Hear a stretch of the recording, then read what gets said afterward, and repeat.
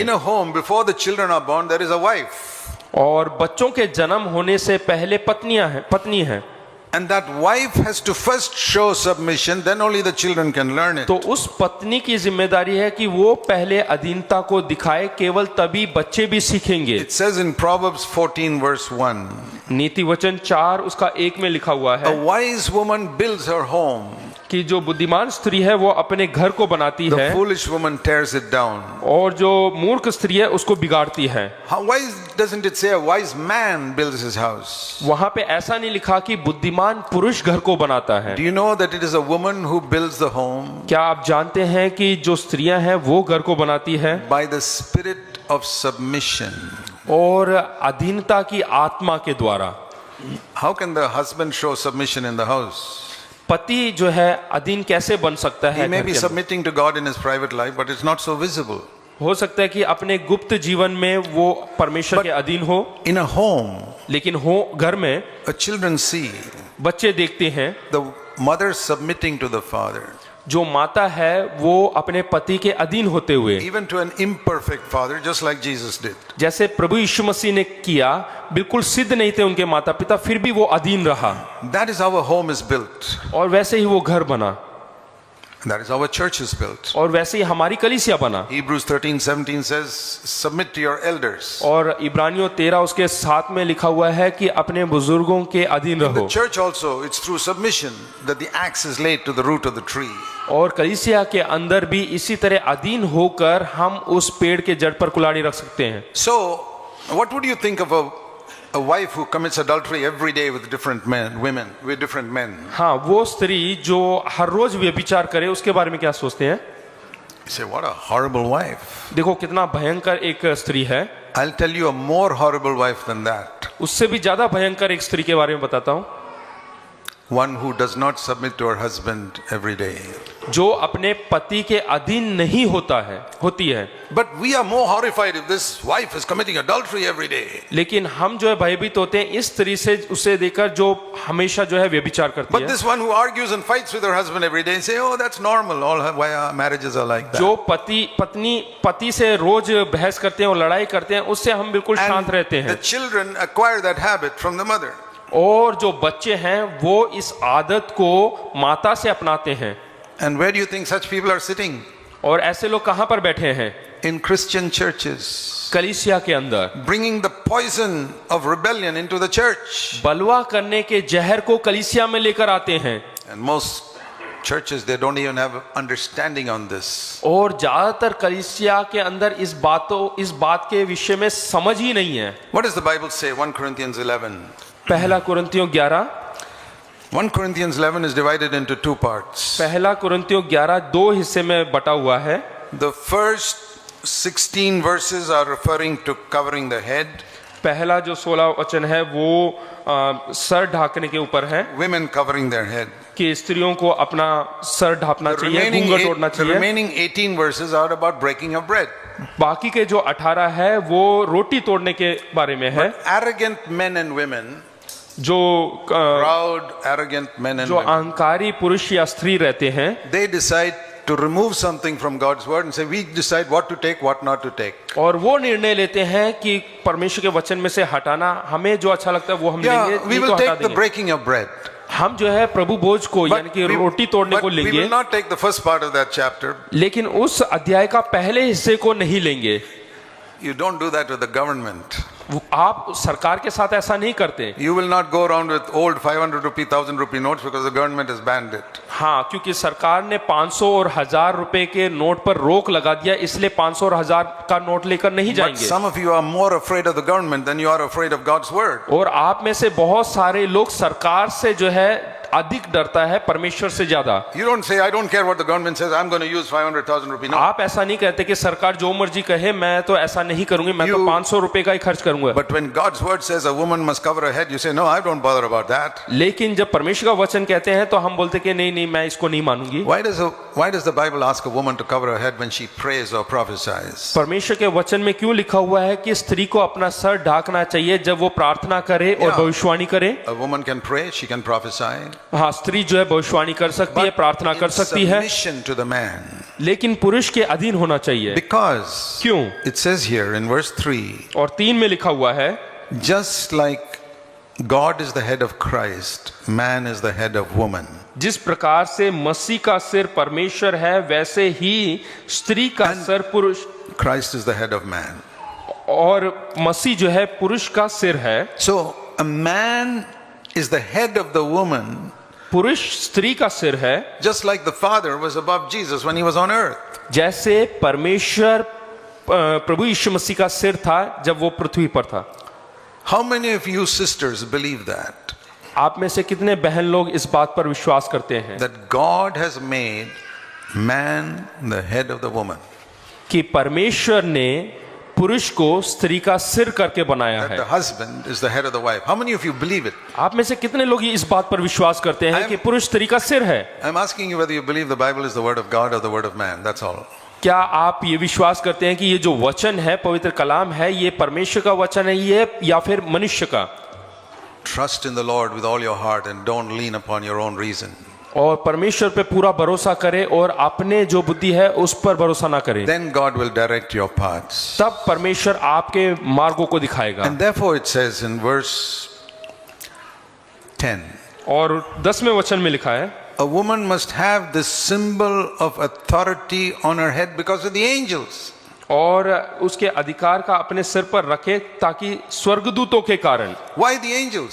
क्यों स्वर्गदूतों के कारण? Because this rebellion against authority started with the angels. क्योंकि स्वर्गदूतों ने जो बलवा है उसका आरंभ किया था। The angels in heaven know what happened millions of years ago. और स्वर्गदूत जानते हैं हजारों साल पहले क्या हुआ, How the head of the angels rebelled कि स्वर्गदूतों का जो मुखिया है उसने किस प्रकार से बलवा किया। and says, woman, cover your head.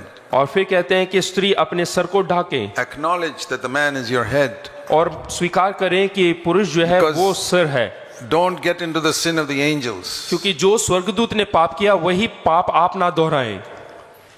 But do you know the devil has infiltrated many women around the world? लेकिन जो शैतान है उसने कई Many- बहला फुसला दिया है कई स्त्रियों को। The Hindu women in the villages know this. They और all cover, गांव they के all जो cover their heads. जो गांव की स्त्रियां हैं, हिंदू स्त्रियां हैं, वो इस बात को जानते हैं और वो अपने सर को ढक के रखती हैं। You see that in India. हाँ, आप भारत में देख सकते हैं घूंघट ओढ़ते हैं वो even लोग। they have more understanding than many Christian women. और वो मसीह लोगों से ज्यादा उनकी समझ है। 100 years ago 100 साल पहले in America, अमेरिका in में every church, women covered their head हर एक कलीसिया में हर एक स्त्रियां अपने सर को ढकती थी, during ओढ़ती the थी। church service. During church service. और कलीसिया के साथ Every church. हर एक कलीसिया में। But after the Second World War, और दूसरे विश्व युद्ध के बाद in the around 1950, यानी कि 1950 के बाद a new movement started around the world. एक नई क्रांति जो है फैलने लगी संसार भर में, called Women's Liberation. यानी कि औरतों की आजादी। And a lot of these bad things that begin in the West finally come to India also. और जो भी बुरे चीजें पाश्चात्य कंट्री देशों में होते हैं वो वापस जो है भारत में आ जाती हैं। And women said, we're equal to men. Why should we allow them to be फिर वो above us? स्त्रियां बोलने लगे कि हम पुरुषों के समांतर हैं, बराबर हैं, तो पुरुषों को क्यों हम अधिकार दें। Slowly that spirit came into the church. और फिर धीरे धीरे वो जो है कलीसिया के भीतर आने लगी। After 1950, women started removing their covering. और 1950 के बाद स्त्रियां जो है अपने ओढ़नी को हटाने लगे। And now you go to American churches, almost no woman covers her head. और अब अमेरिका में जाओगे तो वहां पे कोई भी स्त्रियां अपने सर को नहीं ढकती हैं। I've been to a church with 2,000 people. My wife will be the only one sitting there covering her head. और अमेरिका में एक कलीसिया में गए, करीबन 2000 लोग वहां पे इकट्ठे थे, लेकिन मेरी पत्नी को छोड़ के कोई और वहां पे सर को नहीं ओढ़ी हुई थी। My third son, Sandeep, और मेरा तीसरा पुत्र Sandeep, he started a church in his house in California some years ago. और कुछ साल पहले कैलिफोर्निया में उन्होंने अपने घर के अंदर ही कलीसिया शुरू किया। A lot of American families and all gathered together. और वहां पे बहुत सारे अमेरिकी जो है परिवार आने लगे। It's a mixed church of Americans, Mexican, different people. तो अलग अलग मैक्सिकन और अमेरिकन लोग वहां पे आने लगे। And after some time, कुछ सालों के बाद he began to preach, women must cover their head and they pray.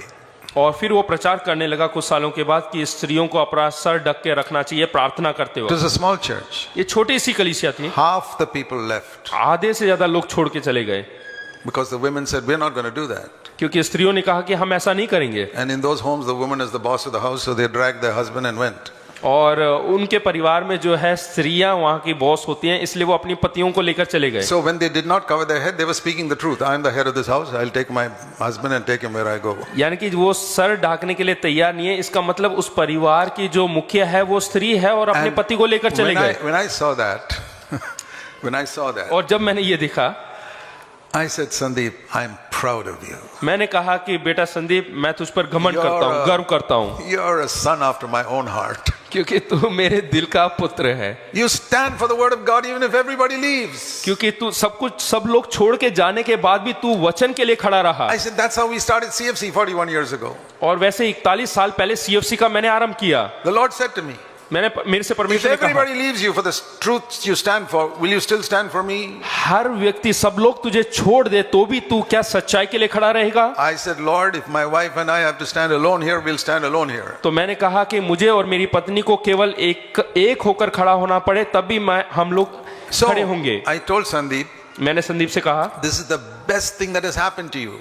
यही सबसे बेहतर चीज है जो तेरे जीवन में Now you हुआ। can establish the church on 100% obedience to God's word, not 90%. अब तूने 100% परमेश्वर की आज्ञा पालन कर कलीसिया का आरंभ किया है, ना कि 99%। That you preach everything in the New Testament, not pick and choose what you like and what you don't like. और तुम्हें जो नए नियम में सब कुछ प्रचार करना है, ना कि जो तुझे अच्छा लगे इधर उधर से चुनकर। And now God has built a wonderful church with many, many people, Americans, Mexicans, Chinese, all types of people. और अब परमेश्वर ने अब और भी बेहतर और भी बड़ा कलीसिया बना दिया है। Because अब चाइनीज, मैक्सिकन और अमेरिकन सब है। God was testing him in the beginning. परमेश्वर ने आरंभ में उसकी परीक्षा लिया।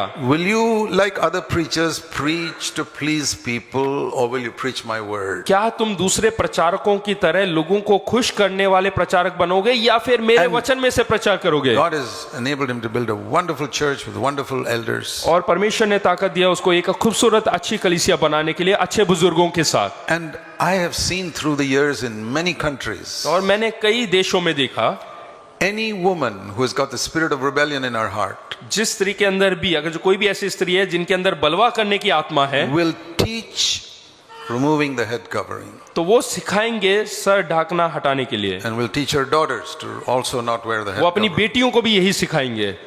That is all over the world. और ये पूरे संसार भर में है। Now I'm not saying that everyone who covers the head is submitting to their husband. मैं ये नहीं कह रहा कि जो कोई अपने सर को ढापते हैं वो सब अपने पति के अधीन हैं। It can be an empty form for many people.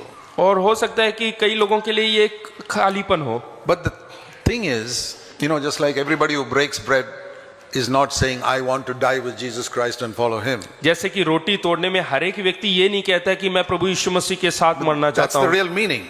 उसका असली अर्थ तो यही I है। take this bread and cup to show that I want to die with Jesus to myself. यानी कि मैं रोटी और कटोरे में से पी रहा हूँ, इसका अर्थ यह है कि प्रभु यीशु But मसीह के साथ ही मरना चाहता हूँ। Everybody doesn't mean it. लेकिन हर एक के अंदर वही मतलब नहीं So रहता। let them not mean it, but we will mean it. हाँ, उनके लिए वो मतलब नहीं रखता होगा, लेकिन हमारे लिए ये मतलब रखता है। Same way every woman who covers her head is not submitting to her husband. और So इसलिए what? जरूरी नहीं कि हर एक स्त्री जो अपने सर को ओढ़ती है वो अपने पति के अधीन है, We will do what is right. लेकिन जो सही है हम वो करेंगे। So what I'm trying to say is, तो मैं क्या बताना चाहता हूँ, submission to authority is a very important part of the Christian life. मसीह जीवन के अंदर अपने अधिकारियों के अधीन रहना बहुत जरूरी है। That is how a home is built in a godly way. और इसी प्रकार से हमारा जो है ईश्वरीय तरीके से हमारा घर बना है। A wise woman builds her house. एक बुद्धिमान स्त्री अपने घर को बनाती A है, foolish woman tears it down. और जो बेवकूफ स्त्री है वो उसको तोड़ देती है, बिखेर देती है। We want wise wives in our church. हम चाहते हैं कि हमारी कलीसिया में बुद्धिमान स्त्रियां हों, Let the foolish women tear down their houses. और जो मूर्ख स्त्रियां हैं वो अपने घर को बर्बाद करने दो, Learn a lesson from them. और उनसे हम सीख सकते हैं। Don't follow their bad example. हाँ, उनके जो बुरे उदाहरण है उसका पीछा ना करें, उसका That's- अनुसरण ना करें। Let's pray. आइए हम प्रार्थना करें। Heavenly Father, स्वर्गीय पिता, we pray that the truth of your word will sink into our hearts. पिता परमेश्वर, जो तेरी सच्चाई है वचन में उसको हम अंगीकार करते हैं In Jesus' name. यीशु के नाम से।